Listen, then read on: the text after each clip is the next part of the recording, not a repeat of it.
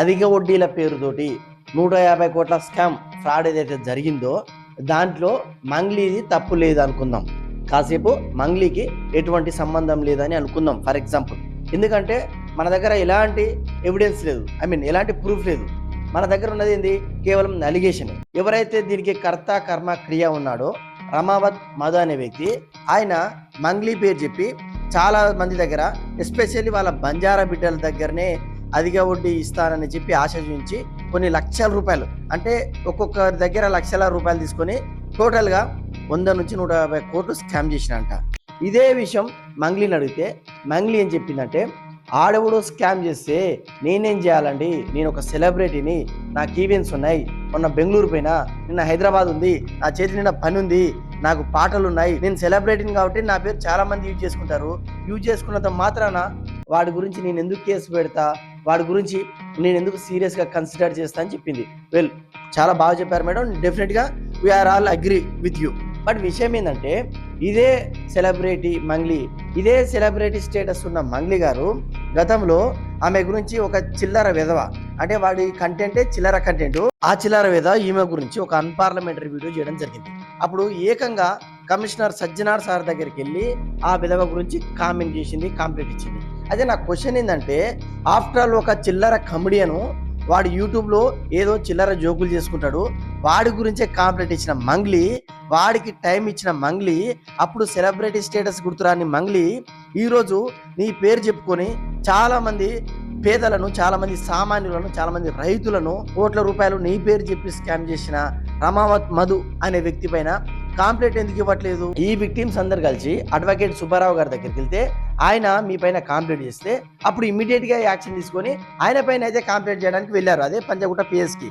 అంత టైం ఉన్న మీరు మధు అనే వ్యక్తి పైన ఎందుకు కాంప్లైంట్ చేయలేకపోతున్నారు? మళ్ళీ మీరు ప్రెస్ లో మాట్లాడుతూ ఆ బాధితులను చూస్తే నాకు కూడా బాగా అనిపిస్తుంది, ఆ బాధితులకు న్యాయం చేయాలని అనిపిస్తుంది. మరి ఏం చేస్తున్నావు నువ్వు న్యాయం? ఆ నోట్ల కట్టలు లెక్కింపులో ప్రధానంగా మీ తమ్ముడే ఉన్నట్టు మనకు విజువల్స్, వీడియోస్, ఫొటోస్ వస్తున్నాయి. మా తమ్ముడు ఫేస్ కాదు అంటున్నారు. మరి అది ఏ తోటి చేసిరా ఏందనేది పోలీసులు నిజానిజాలు బయటకి ఇస్తారు. ఈమెకు వ్యతిరేకంగా విక్టిమ్స్ కానీ అడ్వకేట్స్ కానీ మాట్లాడితే ఆ పోలీసులు కూడా ఏందో నాకు అర్థం కావట్లేదు, మరి ఏమైనా పుచ్చుకున్నారేమో తెలియదు మంగ్లీ నుంచి. మంగ్లీ మాత్రమే కాదు, పెద్ద పెద్ద వాళ్ళు ఉన్నారంట, 100 కోట్ల స్కామ్ కదా, డెఫినెట్గా మాజీ ఎమ్మెల్యేలు, సెంట్రల్ మినిస్టర్ కూడా ఉన్నారంట సుబ్బారావు అని అడ్వకేట్ చెప్పట్లేదు. కానీ మరి వాళ్ళ ఫోర్స్ ఉందేమో. కానీ ఎవరైతే కంప్లైంట్ ఇవ్వడానికి వెళ్ళారు అడ్వకేట్, ఆ సుబ్బారావు అనే వ్యక్తికి ఆ సిఏ గారు ఏందో ఆల్కహాల్ టెస్ట్ చేశారు. ఆ క్వశ్చన్ ఏంటంటే, గతంలో కొన్ని నెలల కిందనే మంగ్లీ తన బర్త్డేని ఒక సెలబ్రిటీస్, అంటే చిరంజీవి వాళ్ళ ఫ్యామిలీ కన్నా కూడా ఘనంగా జరుపుకుంది. ఇంకా చెప్పాలంటే వాళ్ళని చాలా మర్యాదగా చేసుకుంటారు, అంతా రిచ్ అయినా కూడా. ఈమె డ్రగ్స్, గంజాయి, పెద్ద పెద్ద కాస్ట్లీ మందు దొరికినాయి కదా, మరి ఈమెను కదా సిఐ గారు మీరు ఆల్కహాల్ టెస్ట్ చేయాల్సింది. ఒక బంజారా బిడ్డ ఎదుగుతుంటే తట్టుకోలేకపోతున్నారని ఆమె మాట్లాడడం జరుగుతుంది, మీడియా ముందు వచ్చి వాపోవడం జరుగుతుంది. నా క్వశ్చన్ ఏంటంటే, not only about Mangli matter, ఎవరికైనా చెప్తున్నా, చేసే లంగ పనులకు దయచేసి నేను బంజారా బిడ్డను, నేను బీసీ బిడ్డను, నేను దళిత బిడ్డను అని విక్టింగ్ కార్డు యూజ్ చేసుకోకండి. నాయన చేసేదే మొత్తం లంగ పనులు, మళ్ళీ విక్టింగ్ కార్డు యూజ్ చేస్తున్నారు. చేసినప్పుడు గుర్తురాదా నేను బంజారా బిడ్డనని? మీరు ఏం చెప్తున్నారంటే, నా చేతి నిండా పాటలు ఉన్నాయి, నేను ఒక పాట పడితే నాకు చాలా రూపాయలు వస్తాయంటే, మీరు చెప్పే విధానం చూస్తుంటే ఒక్క పాట మంగ్లీ గారు మీకు లక్షలలో వస్తుండొచ్చు. బట్ ఎవరైతే ఈ రమావత్ మధు అన్యాయం చేసిండో వాళ్ళ బ్రతుకులు ఎంత తెలుసా?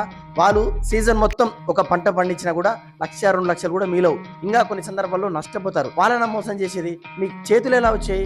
దయచేసి వాళ్ళ డబ్బులు వాళ్ళకి ఇవ్వండి మంగ్లీ గారు. తప్పులేదు మీరు రిటర్న్ ఇస్తే, పశ్చాత్తాపానికి మించిన ప్రాయశ్చిత్తం లేదు. కాబట్టి మీ మర్యాద కాపాడుకొని ఎవరైతే బాధితులు ఉన్నారో మీకు చేతనైనంత వరకు మీరు ఎక్కడైతే లగ్జరీ అపార్ట్మెంట్స్, ఫ్లాట్స్ అవి కొన్నారో వాటిని అవసరమైతే అమ్మైనా సరే పాపం ఆ పేదలకు ఇవ్వండి. ఎందుకంటే మీరు ఇంకా 40 నుంచి 50 సంవత్సరాలు పాడగలరు. మీకు దేవుడు, ఆ పరమేశ్వరుడు ఆ గాత్రం ఇచ్చాడు, మీరు హ్యాపీగా బతకొచ్చు. కానీ ఆ పేద ప్రజలు బతకలేరు. ఇప్పటికే కొంతమంది సూసైడ్ చేసుకుంటున్నారు, ఇంకా కొంతమంది సూసైడ్ చేసుకోవాలన్న ఆలోచనతో వస్తున్నారు. వాళ్ళని చూస్తుంటే బాధ అనిపిస్తుంది. వీడియో చూస్తున్న చాలా మంది నెటిజన్స్ కూడా మిమ్మల్ని ఏ విధంగా శాపనార్థాలు పెడుతున్నారు, మీకు ఏ విధంగా బ్యాడ్ కామెంట్స్ పెడుతున్నారు. అవసరం అండి? నెల మొత్తం కష్టపడితే 25-30 వేలు సంపాదించిన వాళ్ళు 80% మంది హైదరాబాద్ బతుకుతుంటే ఒక్క పాట మీద 1,00,000 రూపాయలు సంపాదించే మీకెందుకండి ఈ చీప్ బ్రతుకు? ఒకసారి ఆలోచించండి మంగ్లీ గారు. మీరు నిజంగా ఫ్రాడ్ చేయాలి అని అనుకుంటే స్కీమ్ల పేరు మీద స్కాములు చేసే పొలిటీషియన్స్ ను ఫ్రాడ్ చేయండి. అదేవిధంగా ట్యాక్స్ కట్టని బడా బిజినెస్ వ్యాపారం ఉంటారు కదా, వాళ్ళ దగ్గర ఫ్రాడ్ చేయండి. ఇంకా కొంతమంది గవర్నమెంట్ ఆఫీసర్స్ ఉంటారు, లంచం లేని వాళ్ళు మంచం కూడా ఎక్కరు. అలాంటి విధవలు ఎవరైతే ఉన్నారో వాళ్ళ దగ్గర ఫ్రాడ్ చేయండి. అమాయకపు రైతుల దగ్గర, అమాయకపు ప్రజల దగ్గర, సామాన్యుల దగ్గర వాళ్ళు ఇల్లు తాకట్టు పెట్టి, పొలాలు అమ్ముకొని, పుస్తెలు తాకట్టు పెట్టుకొని అప్పులు తీసుకొచ్చి మీకు ఇస్తే మీరు ఈ విధంగా అన్యాయం చేస్తే ఇది మీకు సబబేనా? మంగ్లీ గారు, మన దగ్గర అయితే ప్రూఫ్స్ లేవు, బట్ ఎలిగేషన్ చూస్తుంటే డెఫినెట్ గా మంగ్లీ గారిది హ్యాండ్ ఉందని క్లియర్ గా అర్థమవుతుంది. కొంతమంది నా వీడియో కింద కామెంట్ చేయొచ్చు, మీరు ఎవరైతే సామాన్యులు అంటున్నారో మరి వాళ్ళకెందుకు అంత అత్యాశ? 10 రూపాయల వడ్డీ అంటే అంత గుడ్డిగా ఎట్లా నమ్మారు అని అడగొచ్చు. పేద బతుకులండి, సామాన్య బతుకులండి, చూసిర్రు 10 సంవత్సరాల నుంచి చూస్తున్నారు, ఈ బ్రతుకులు మారట్లేదు. ఎక్కడో మనిషి అంటేనే ఆశ, అందులో సామాన్య బ్రతుకులు, మిడిల్ క్లాస్ బతుకులు, ఇంకా దారిద్ర్యపు రేఖ కింద ఉన్న బతుకులు కదా అత్యాశ పడ్డారు. అందులో తప్పే ఉంది? అమాయక ప్రజల్ని కాదు కదా మోసం చేయాల్సింది. మీ దగ్గర దమ్ము ధైర్యం ఉంటే చాలా మంది ఐటీ కట్టకుండా తిరిగి తప్పించుకుంటున్నారు. ఆ కొడుకుల దగ్గర ఫ్రాడ్ చేయండి. Mangli and co batch.